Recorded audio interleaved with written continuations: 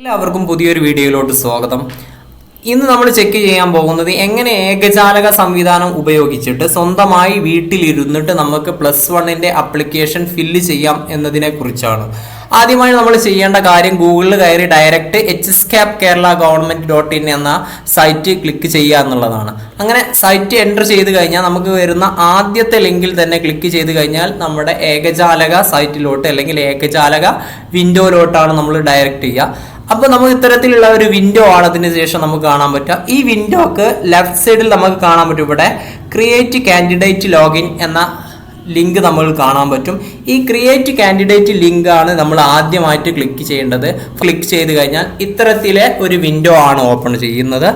ഈ വിൻഡോയിൽ നമ്മൾ ഏത് ഡിസ്ട്രിക്റ്റിലാണോ നമ്മൾ ആപ്ലിക്കേഷൻ ചെയ്യുന്നത്, ഈ ആപ്ലിക്കേഷൻ്റെ ഡിസ്ട്രിക്ട് ഏതാണെന്നാണ് നമ്മൾ സെലക്ട് ചെയ്യേണ്ടത്. ആ ഡിസ്ട്രിക്ട് നമ്മൾ സെലക്ട് ചെയ്യുക. ഇവിടെ ഫോർ എക്സാമ്പിൾ മലപ്പുറം ആണെന്നുണ്ടെങ്കിൽ നമുക്ക് മലപ്പുറം കൊടുക്കാം. കോഴിക്കോടാണെങ്കിൽ കോഴിക്കോട് കാര്യങ്ങളൊക്കെ കൊടുത്തിട്ട് സബ്മിറ്റ് കൊടുക്കാം. സബ്മിറ്റ് ചെയ്തതിന് ശേഷം പിന്നെ നമ്മളുള്ള ഈ വിൻഡോയിൽ പറയുന്നത് ഏത് സ്കീമിലാണ് നമ്മൾ പാസ്സായത് ആ കാര്യങ്ങളൊക്കെയാണ് ചോദിക്കുന്നത്. അപ്പോൾ നമുക്ക് ഇവിടെ കൊടുക്കാൻ പറ്റും SSLC 2023-24 ആണ്. പിന്നെ അതിൻ്റെ എക്സാമിനേഷൻ്റെ രജിസ്റ്റർ നമ്പർ കാര്യങ്ങളൊക്കെ ഇവിടെ ഫില്ല് ചെയ്യാം. പിന്നെ ഫില്ല് ചെയ്യേണ്ടത് ഡേറ്റ് ഓഫ് ബർത്ത് ആണ്. ഈ ഡേറ്റ് ഓഫ് ബർത്ത് കൃത്യമായിട്ട് ഒരു അക്കം പോലും തെറ്റാതെ നിങ്ങൾ അത്രയും സൂക്ഷിച്ചിട്ട് വേണം എന്ത് ചെയ്യുക എൻ്റർ ചെയ്യാൻ. കാരണം തുടർന്നുള്ള എല്ലാ ഡാറ്റകളിലും ഈ ഡേറ്റ് ഓഫ് ബർത്ത് ആണ് എൻ്റർ ആയിട്ട് പോവുക. ഓക്കെ, അപ്പോൾ പിന്നെ അത് കഴിഞ്ഞിട്ട് നിങ്ങൾ സെലക്ട് ചെയ്യേണ്ടത് മൊബൈൽ നമ്പറാണ്. മൊബൈൽ നമ്പർ സെലക്ട് ചെയ്യുമ്പോൾ ശ്രദ്ധിക്കേണ്ട ഏറ്റവും വലിയ കാര്യം എന്ന് പറഞ്ഞു കഴിഞ്ഞാൽ നിങ്ങൾ ഈ ആപ്ലിക്കേഷൻ ചെയ്യുന്ന സമയത്ത് നിങ്ങളുടെ കൂടെ ഉണ്ടാവുന്ന ഒരു ആളായിരിക്കണം ആ മൊബൈൽ നമ്പർ. അതിന് കാരണം എന്ന് പറഞ്ഞു കഴിഞ്ഞാൽ ആ മൊബൈൽ നമ്പറിലോട്ടാണ് നമ്മുടെ OTP കാര്യങ്ങളൊക്കെ വരിക. അപ്പോൾ നമുക്ക് ആ അവൈലബിൾ ആയിട്ടുള്ള മൊബൈൽ നമ്പർ നമുക്ക് ഇവിടെ കൊടുക്കണം. അതിനുശേഷം ആ മൊബൈൽ നമ്പർ കൺഫേം ചെയ്തതിന് ശേഷം ഇവിടെ നമ്മൾ സെൽഫ് ആണെങ്കിൽ സെൽഫ് എന്നുള്ളത് ക്ലിക്ക് ചെയ്യുക. അതിനുശേഷം നമ്മൾ എന്ത് ചെയ്യുക, ഈ ഒരു ക്യാപ്ച നമ്മൾ ഇങ്ങോട്ട് ടൈപ്പ് ചെയ്യുക. ഈ ഒരു ക്യാപ്ച ഇങ്ങോട്ട് ടൈപ്പ് ചെയ്ത് സബ്മിറ്റ് ചെയ്ത് കഴിഞ്ഞാൽ അടുത്തൊരു വിൻഡോ നമുക്ക് ഇത്തരത്തിലുള്ള ഒരു പുതിയ വിൻഡോ ആണ് നമുക്ക് ഓപ്പൺ ചെയ്യുക. ഒരു OTP സെൻഡിങ് വിൻഡോ ആണ്. നമ്മൾ ഏത് നമ്പറാണോ കൊടുത്തത് ആ നമ്പറിലോട്ട് ഒരു OTP സെൻഡ് ആവും. ആ OTP ഇവിടെ അടിച്ചു കൊടുത്തതിന് ശേഷം നമ്മൾ എന്ത് ചെയ്യുക, ഒരു പാസ്വേഡ് സെറ്റ് ചെയ്യുക. എക്സാമ്പിൾ ഇത്തരത്തിലുള്ള ഒരു പാസ്വേഡ് നമ്മൾ ഈ സ്ക്രീനിൽ കാണിക്കുന്ന പോലത്തെ ഒരു പാസ്വേഡ് നിങ്ങൾ സെറ്റ് ചെയ്തിട്ട് ആ പാസ്വേഡ് സബ്മിറ്റ് ചെയ്ത് കഴിഞ്ഞാൽ നമുക്ക് അടുത്തൊരു വിൻഡോയിൽ നമ്മളൊരു അപ്ലിക്കേഷൻ നമ്പർ കിട്ടും. ഈ അപ്ലിക്കേഷൻ നമ്പറും ഈ പാസ്വേഡും ഉപയോഗിച്ചിട്ടാണ് തുടർന്നിട്ടുള്ള ബാക്കിയുള്ള കാര്യങ്ങളൊക്കെ നമ്മൾ ചെയ്യേണ്ടത്. അപ്പോൾ അതുകൊണ്ട് ഈ പാസ്വേഡും അതുപോലെ തന്നെ ഈ കാണുന്ന അപ്ലിക്കേഷൻ നമ്പർ, ഇത്തരത്തിലുള്ള ഒരു അപ്ലിക്കേഷൻ നമ്പർ നമ്മൾ കൃത്യമായി നോട്ട് ചെയ്തിട്ടില്ല എങ്കിൽ നമുക്ക് അടുത്തത് ലോഗിൻ ചെയ്യാൻ പറ്റൂല. ലോഗിൻ ചെയ്യണം എന്നുണ്ടെങ്കിൽ പിന്നെ കുറച്ച് ടാസ്ക് ആയിരിക്കും. അപ്പോൾ ആ കാര്യങ്ങൾ കൃത്യമായി നോട്ട് ചെയ്യുക. അപ്ലിക്കേഷൻ നമ്പറും അതുപോലെ തന്നെ പാസ്വേഡും മറക്കരുത്. എന്നിട്ട് നമ്മൾ എന്ത് ചെയ്യുക, നമ്മുടെ hscapലോട്ട് തിരിച്ചു വരും. നമ്മുടെ hscapലോട്ട് തിരിച്ചു വന്നിട്ട് അവിടെ നമുക്ക് കാണാൻ പറ്റും കാൻഡിഡേറ്റ് ലോഗിൻ എന്ന്.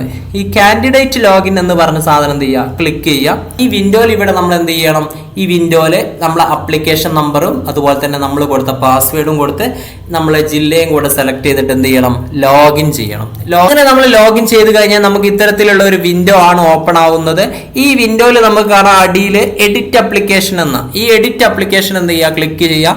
അങ്ങനെ എഡിറ്റ് അപ്ലിക്കേഷൻ ക്ലിക്ക് ചെയ്യുമ്പോൾ ഇത്തരത്തിലുള്ള ഒരു ബോക്സ് ആണ് നമുക്ക് ഓപ്പൺ ആവാം. ഓക്കെ കൊടുക്കുക.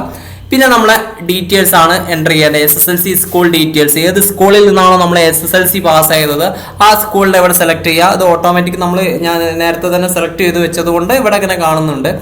അപ്പോൾ ഈ ഏത് സ്കൂളിൽ നിന്നാണോ നിങ്ങൾ SSLC പാസ്സായത് ആ SSLC പാസ്സായ സ്കൂളിൻ്റെ ഡീറ്റെയിൽസ് കാര്യങ്ങൾ കൊടുക്കുക.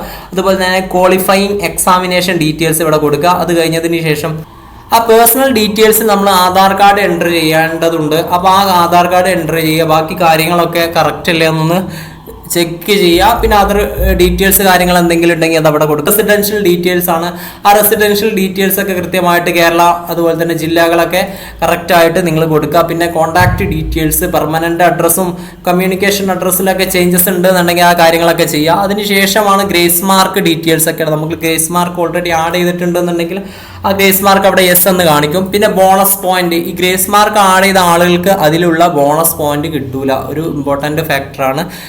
എക്സാമ്പിൾ കൈറ്റിൽ A ഗ്രേഡുള്ള ഒരാൾക്ക് അയാൾ ഗ്രേസ് മാർക്ക് ആഡ് ചെയ്തിട്ടുണ്ടെന്നെങ്കിൽ ഇവിടെ ലിറ്റിൽ കൈറ്റ് എന്നുള്ള സംഭവം നമുക്ക് എന്ത് ചെയ്യാൻ പറ്റില്ല, ടിക്ക് ചെയ്യാൻ പറ്റില്ല. അതുകൊണ്ട് അത്തരത്തിൽ ഇല്ലാത്ത ഗ്രേസ് മാർക്ക് ആഡ് ചെയ്യാത്ത ആളുകൾക്ക് ഇതൊക്കെ ക്ലിക്ക് ചെയ്തിട്ട് കൊടുക്കാൻ പറ്റുന്നതാണ്. പിന്നെ അടുത്ത കോ കരിക്കുലർ ആക്ടിവിറ്റീസ് ആയിട്ടുള്ള എന്തെങ്കിലും കാര്യങ്ങൾ നിങ്ങൾ ചെയ്തിട്ടുണ്ടെന്നുണ്ടെങ്കിൽ അത് നിങ്ങൾക്ക് ഇവിടെ സെലക്ട് ചെയ്യാവുന്നതാണ്.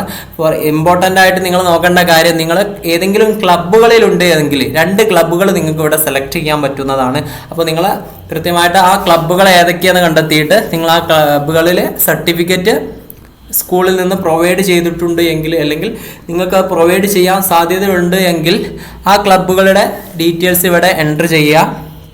എൻ്റർ ചെയ്തതിന് ശേഷം സബ്മിറ്റ് ഡീറ്റെയിൽസ് കൊടുക്കുക. നമ്മുടെ സബ്മിറ്റ് ഡീറ്റെയിൽസ് കൊടുത്തു കഴിഞ്ഞാൽ SSLCക്ക് കിട്ടിയ മാർക്കിൻ്റെ ഡീറ്റെയിൽസ് ആണ് വരിക. ആ മാർക്ക് ഡീറ്റെയിൽസ് വെരിഫൈ ചെയ്തതിന് ശേഷം സബ്മിറ്റ് കൊടുക്കുക.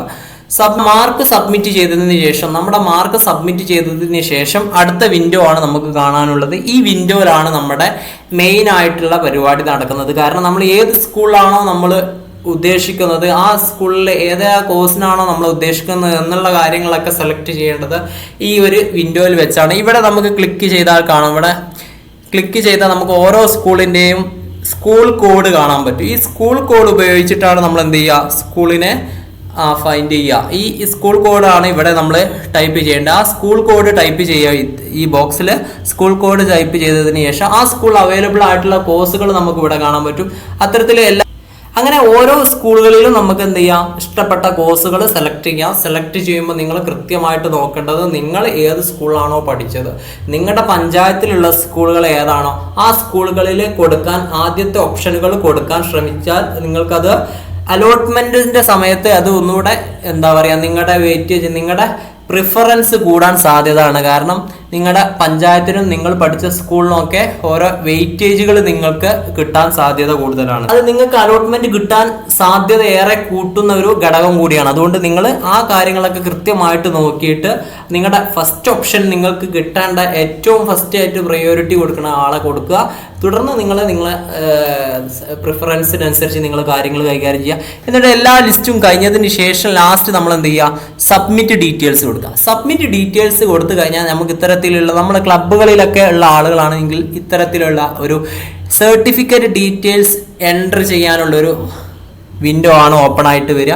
ഈ വിൻഡോയിൽ നമുക്ക് എന്ത് ചെയ്യാൻ പറ്റും, സയൻസ് ക്ലബ്ബ്, അതുപോലെ തന്നെ മാത്സ് ക്ലബ്ബ്, പല ക്ലബ്ബുകളിലുള്ള ആളുകൾക്ക് ആ ക്ലബിന്റെ സർട്ടിഫിക്കറ്റ് നമ്പറും അതുപോലെ തന്നെ ഇഷ്യൂ ചെയ്ത ഡേറ്റും അതുപോലെ തന്നെ ഇഷ്യൂ ചെയ്ത അതോറിറ്റിയും അതുപോലെ തന്നെ ഉള്ള ഡീറ്റെയിൽസുകളൊക്കെ എന്ത് ചെയ്യാം, സബ്മിറ്റ് ചെയ്യേണ്ടതുണ്ട്.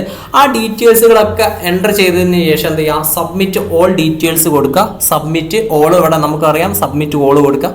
ഈ സബ്മിറ്റ് ഓൾ കൊടുത്തു കഴിഞ്ഞാൽ അടുത്ത വിൻഡോയിലാണ് നമ്മുടെ പ്രിവ്യൂ വരുന്നത്. അതായത് നമ്മൾ ഇതുവരെ ചെയ്ത സ്റ്റെപ്പ് A to Z വരെയുള്ള, അതായത് നമ്മളെ തുടക്കം മുതൽ നമ്മൾ എൻ്റർ ചെയ്ത ഓരോ ഡീറ്റെയിൽസിനും സെപ്പറേറ്റ് ആയിട്ട് നമുക്ക് ഒരൊറ്റ വിൻഡോയിൽ നമ്മൾ കാണിക്കും. നമ്മുടെ മാർക്ക് ഇൻക്ലൂഡ് ആണ്, നമ്മുടെ അഡ്രസ്സ് ഇൻക്ലൂഡ് ആണ്, നമ്മുടെ പേര് ഇൻക്ലൂഡ് ആണ്, ഡേറ്റ് ഓഫ് ബർത്ത് ഇൻക്ലൂഡഡ് ആണ്. അതുപോലെ തന്നെ നമ്മൾ ഏതൊക്കെ ഓപ്ഷൻസ് കൊടുത്തു എന്നുള്ള കാര്യങ്ങളൊക്കെ കുറിച്ചും നമ്മുടെ മാർക്കുകളെ കുറിച്ചൊക്കെ ഉള്ള ഒരു പ്രിവ്യൂ നമുക്ക് കിട്ടും. ഈ പ്രിവ്യൂവിൽ എന്തെങ്കിലും തിരുത്തുകൾ വരുത്താനുണ്ടെന്നുണ്ടെങ്കിൽ അത് നമ്മൾ ആ സമയത്ത് റൈറ്റ് സൈഡിൽ നമുക്കതിനെ എഡിറ്റ് ചെയ്യാനുള്ള ഒരു ഓപ്ഷൻ ഉണ്ട്. തുടർന്ന് എല്ലാ കാര്യങ്ങളും ഓക്കെ ആണെങ്കിൽ മാത്രം നിങ്ങൾ എന്ത് ചെയ്യുക, അവസാന ഡിക്ലറേഷന്റെ ചെക്ക് ബോക്സും കൂടെ ചെയ്തിട്ട് മാത്രം എന്ത് ചെയ്യുക, നിങ്ങളുടെ അപ്ലിക്കേഷൻ ഫൈനൽ സബ്മിറ്റ് ചെയ്യുക. ഫൈനൽ സബ്മിറ്റ് ചെയ്യുന്നതിന് മുന്നേ നിങ്ങൾ എന്ത് ചെയ്യുക, എല്ലാ കാര്യവും കൃത്യമായിട്ടാണ് കൊടുത്തതെന്ന് ഉറപ്പ് വരുത്തിയിട്ട് മാത്രം എന്ത് ചെയ്യുക, ഫൈനൽ സബ്മിഷൻ എന്ത് ചെയ്യുക, സബ്മിറ്റ് ചെയ്യുക, കൊടുക്കുക. നിങ്ങൾ ഫൈനൽ സബ്മിഷൻ ചെയ്തിട്ടില്ല എങ്കിൽ നിങ്ങളുടെ അപ്ലിക്കേഷൻ ഒരിക്കലും ഒരു അലോട്ട്മെന്റിന്റെ പ്രോസസ്സിന് പരിഗണിക്കുന്നതല്ല. അപ്പോൾ നമ്മൾ ഇത്രയും കാര്യങ്ങളൊക്കെ ചെയ്തു വെച്ചിട്ട് ഇത് നാളെ ചെയ്യാം മറ്റന്നാൾ ചെയ്യാമെന്ന് വെച്ചിട്ട് നിൽക്കുകയാണെന്നുണ്ടെങ്കിൽ അത് മറന്നു പോയി കഴിഞ്ഞാൽ ഒരിക്കലും നിങ്ങളെ അപ്ലിക്കേഷൻ എന്ത് ചെയ്യില്ല, അലോട്ട്മെന്റിന് പരിഗണിക്കുന്നതേ അല്ല. അതുകൊണ്ട് ആ എല്ലാ ഡാറ്റയും കൃത്യമായിട്ട് ചെയ്തിട്ടുണ്ട് എങ്കിൽ നിങ്ങൾ ബോക്സ് ടിക്ക് ചെയ്തിട്ട് എന്ത് ചെയ്യുക, സബ്മിറ്റ് ഡാറ്റ കൊടുക്കുക. നിങ്ങളുടെ എല്ലാ ആപ്ലിക്കേഷനും സബ്മിറ്റ് ചെയ്യുക. സബ്മിറ്റ് ചെയ്തതിന് ശേഷം നമുക്കൊരു പ്രിന്റ് ഔട്ട് കിട്ടുന്നതാണ്, ഒരു PDF ഫയല് നമുക്ക് പ്രിന്റ് ഔട്ട് കിട്ടുന്നതാണ്. ആ പ്രിന്റ് ഔട്ട് കിട്ടിയതിനെയാണ് നിങ്ങൾ എന്ത് ചെയ്യേണ്ടത്, പ്രിന്റ് എടുത്ത് വെച്ചിട്ട് അത് തുടർന്ന് നിങ്ങളുടെ സ്കൂളുകളിലേക്ക് എത്തിക്കേണ്ടതായിട്ടുണ്ട്. ബാക്കിയുള്ള എല്ലാ ഫർദർ പ്രൊസീജിയേഴ്സിനും നമ്മുടെ പിന്നെ ആ ഒരു പ്രിന്റ് ഔട്ട് ആണ് നമ്മൾ യൂസ് ചെയ്യേണ്ടത്. അപ്പൊ അത്തരത്തിൽ എല്ലാ കാര്യങ്ങളും ഓരോ സ്റ്റെപ്പിലും കൃത്യമായി നമ്മൾ ശ്രദ്ധിച്ചിട്ട് വേണം എന്ത് ചെയ്യാനോ, ഫില്ല് ചെയ്യാനും. അതുപോലെ തന്നെ ഫൈനൽ സബ്മിഷൻ ഡിക്ലറേഷന് മുന്നേ 1-2 തവണ നിങ്ങൾ കൊടുത്ത ഓപ്ഷനുകളും നിങ്ങൾ കൊടുത്ത ഡീറ്റെയിൽസുകളും എൻ്റർ ചെയ്ത ആ കാര്യങ്ങളും ഡേറ്റ് ഓഫ് ബർത്ത് നെയിം കാര്യങ്ങളൊക്കെ കൃത്യമാണെന്ന് ഉറപ്പ് വരുത്തിയതിന് ശേഷം മാത്രം ഫൈനൽ ഡിക്ലറേഷൻ കൊടുക്കാൻ പാടുള്ളൂ. അത് കഴിഞ്ഞിട്ട് പിന്നെ ഒരു എഡിറ്റിംഗ് എന്ന് പറഞ്ഞ ഓപ്ഷൻ നമുക്കില്ല. അതുകൊണ്ട് ഓൾ ദി ബെസ്റ്റ്. എല്ലാവരും എന്ത് ചെയ്യുക, കൃത്യമായി നോക്കിയിട്ട് തന്നെ ചെയ്യുക.